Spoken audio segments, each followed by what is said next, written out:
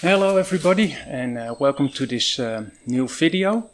It has been a while for me to upload a new one, and there was a reason for it. And some of you might not be interested in the reason, but I'm gonna tell you anyway. So last video we were in Manakara, and I showed you the Indian Ocean, and mostly that's a really great time. But what happened the day after I uploaded the video, I came down with malaria. And that was a real bother.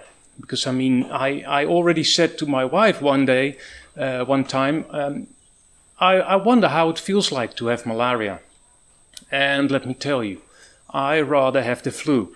My daughter already had malaria before, and we both agreed the flu is better. Anyway, so I took my medicine, and I felt poorly for at least 3 days. So we postponed our way back to our village because we thought I have to be rested enough to get home and to travel the road and whatnot.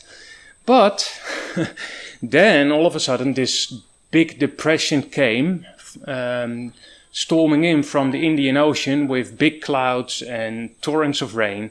And we know exactly what happens when it starts raining like that. Our road is just not doable. So now we had to make a decision. What are we going to do? So we decided to pack as much stuff as possible in the car, because I could not upload on the roof rack because of the rain, and cramp all the children in. We had one in with my wife on the front seat, and we have 4 of them together in the middle row. And we rushed back home to our village. And the road was still doable, but it was, well, anyway. So all the rush, all the hassle apparently gave me some testosterone boost or something, because I felt pretty well. So I managed to get everything out of the car fairly dry, get it all in the house, and then next day that was it. I was just totally not on this earth anymore. I was feeling sick again, and but I knew it couldn't be malaria, because the medicine are pretty tough. So what could it be? Because now all of a sudden my youngest son started to get sick as well. Now my friend who owns the house had the sickness with the name "Thou shalt not sayeth" the week before, and he recovered and he went on his way to the capital.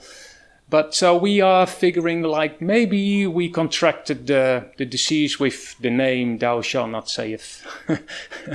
So let's call it the flu. Anyway, so I came down with the flu, and I was still pretty weak from malaria. So now my throat is well, not sore, but raw, and I feel a bit woozy. Now my other children are coming down with the flu as well. So this is a real strange period. Anyway, that was the thing happening to our life. That's why that's why I'm a little bit late with this video, but nevertheless, let's take it, let's do it, and let's tackle a new argument. The argument from the origin of the idea of God.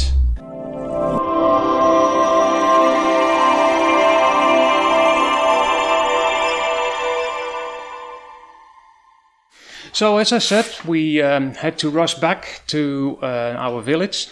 The problem only was that I forgot to bring my camera and all the stuff like that. So the quality of this video is a little bit lower, which isn't really a big problem, because it's all about the content.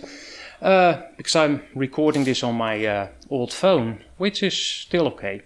Anyway, so this argument is basically closely related to the ontological argument. It starts from the idea of God. However, unlike the ontological argument, It does not say that real being is part of the content of that idea. No, it rather tries to demonstrate that only God himself could make this idea to develop in our thoughts. So which idea? Well, the origin of the idea of God. And it was René Descartes, I don't know how to pronounce his name, who came up with this argument. And you know how it is with smart people. They write long essays in which they explain their ideas. Combine such an essay with difficult words and you end up totally confused. So, to save some time, I'll use a very short sum up of this argument. So, premise number 1. Ideas arise from either causes outside of us or arise from inside us. Premise number 2, God definitely exists as an idea. Then premise number 3, the idea of God could not have been arisen from inside us because we are not perfect and no effect can be greater than its cause. So 4, therefore the idea of God must have come from outside of us. Then number 5, only God is perfect and therefore God only has the qualities to cause an idea of God. And then premise number 6, therefore God must have caused the idea of God and therefore God must exist. So, sounds simple. But are there any objections? Well, of course. Many will try to debunk an argument like this. One such attempt goes as follows. The concept or idea of God can easily arise from in another way. For example, people will say humans find levels of perfection among finite beings. The one being is more perfect than the other. And knowing this, humans just started to fantasize about this idea. And it became bigger and better. And eventually this being became infinitely big. You see, there is no need for a real God to give an answer to this argument. All you have to do, and all you need is some creativity and an intelligent mind to think this idea through. And you come to this concept that exceeds the limitations of humans. But now, I have got a question too. How can humans reason away limits or imperfection unless humans first recognize it as a limit or imperfect? And how can we as humans discern it as such unless we already have some belief of infinite perfection? To distinguish things as imperfect or finite, we need to have a criterion in our mind that makes the recognition possible.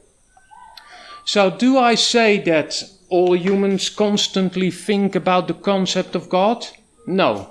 But interestingly enough, when I look at children, just look at the children behind me, they all seem to grasp the idea of an all-powerful God.